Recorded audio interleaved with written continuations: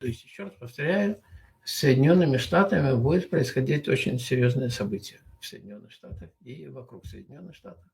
Очень серьезные события, вплоть до возможного развала в какой-то степени такого, как было падение и развал Советского Союза. Ну, своего рода. Потому что уже сейчас какие-то каждый день, вот Миннесота там, в общем, много всякого всего.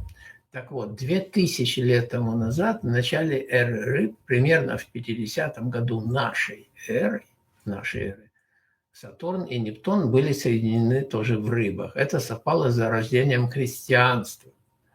Вот. Соединение Сатурна и Нептуна вот в этих рыбах всегда связано с формированием и разрушением систем веры. И мы должны ожидать возможного, ну, скажем,